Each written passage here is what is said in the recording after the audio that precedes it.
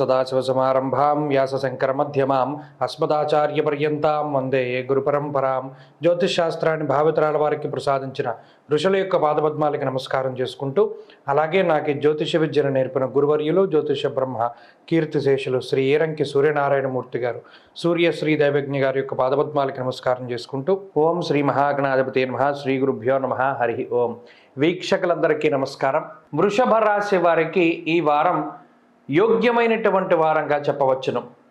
చాలా కాలం తర్వాత, అనగా 4 నెలల తర్వాత రవిగ్రహం అనుకూలిస్తూ ఉన్నటువంటి వారంగా ఈ వారాన్ని చెప్పుకోవచ్చును.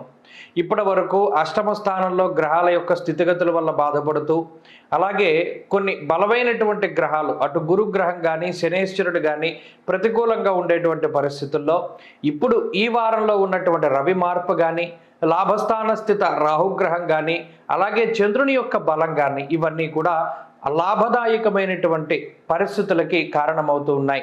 మరి ముఖ్యంగా దశమ కేంద్రంలో రవి, శని, చంద్రగ్రహాల యొక్క కలయిక వల్ల అమావాస్య దాటిన తర్వాత నుండి వృత్తి ఉద్యోగాలలో ఎదుగుదల అనేటువంటిది వృషభ రాశి వారిలో ప్రధానంగా గోచరిస్తూ ఉన్నది. వృత్తిలో లేదా ఉద్యోగంలో ప్రవృత్తి వ్యాపారాదులు ఏవైతే మీకు ఉన్నటువంటివి ఉన్నాయో వాటిలో ఇప్పటి వరకు ఎదుర్కొంటూ ఉన్నటువంటి సమస్యలు, అటు భాగస్వామ్యుల వల్ల కానివ్వండి, లేదా పై అధికారుల వల్ల కానివ్వండి, లేదా మరి ఏ ఇతరత్ర కుటుంబ సభ్యుల వల్ల కానివ్వండి, తోటి ఉద్యోగస్తుల వల్ల కానివ్వండి, పై అధికారుల వల్ల కానివ్వండి, ఇలా ఏవైతే సమస్యలు ఇప్పటి వరకు ఉన్నాయో అటువంటి సమస్యలన్నిటి నుండి కూడా బయటపడేటువంటి స్థితిగతులకి ఈ గ్రహస్థితి కారణమవుతుంది. అంతేకాక నూతనమైనటువంటి ఉత్సాహాన్ని ఇస్తుంది.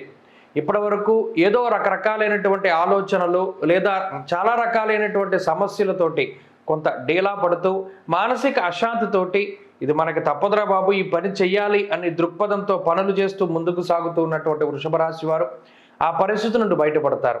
నూతనమైనటువంటి ఉత్సాహంతో పనిచేస్తారు. కొత్త కార్యాచరణను రచించడానికి తెలివితేటలతోటి, గతంలో ఉన్నటువంటి అనుభవాలతోటి, చక్కగా ఆ జ్ఞాపకాలతోటి, ఆ జ్ఞానంతో ముందుకు వెళ్ళడానికి గ్రహస్థితి ఉపకరిస్తుంది.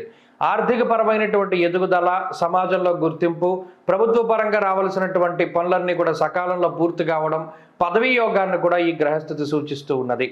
వృత్తి ఉద్యోగాల పరంగా ఈ గ్రహస్థితి చాలా అనుకూలంగా ఉన్నది. ఉద్యోగ వ్యాపారాలలో రాణించడానికి అవకాశం ఉంటుంది. కుటుంబపరమైనటువంటి సమస్యలు మాత్రం కొన్ని ఇబ్బంది పెడుతూనే ఉంటాయి.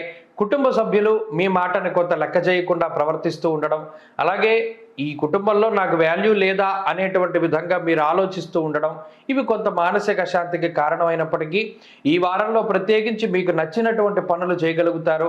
నచ్చినటువంటి ప్రాంతాల సందర్శనం, విహారయాత్రలు, స్నేహితులతోటి, మరి ముఖ్యంగా చాలా కాలం తర్వాత చిన్ననాటి మిత్రులతోటి సంభాషించగలగడం కొంత మానసిక ప్రశాంతతకి దారితీస్తూ ఉంటుంది. అలాగే ఆర్థిక పురోగతి వల్ల, ఆరోగ్యపరమైనటువంటి ఇబ్బందుల్ని అధిగమించడం వల్ల కొంత ప్రశాంతత ఏర్పడుతుంది. రుణబాధల నుండి బయటపడడానికి ప్రయత్నం చేస్తారు. ఆ ప్రయత్నాలన్నీ కూడా ఫలించడానికి అవకాశాలు ఉన్నాయి. విద్యార్థులకి కాలం అనుకూలంగా ఉన్నది. స్త్రీలకు ప్రత్యేకించి ఈ గ్రహస్థితి ఆర్థిక పురోగతిని, అలాగే వాహన యోగాన్ని, గృహయోగాన్ని కలగజేస్తూ ఉన్నది. వృషభ రాశి వారు ఈ వారం మరింత అనుకూలమైనటువంటి ఫలితాన్ని సాధించడానికై దక్షిణామూర్తి యొక్క ఆరాధన చేయడం చెప్పదగినటువంటి సూచన.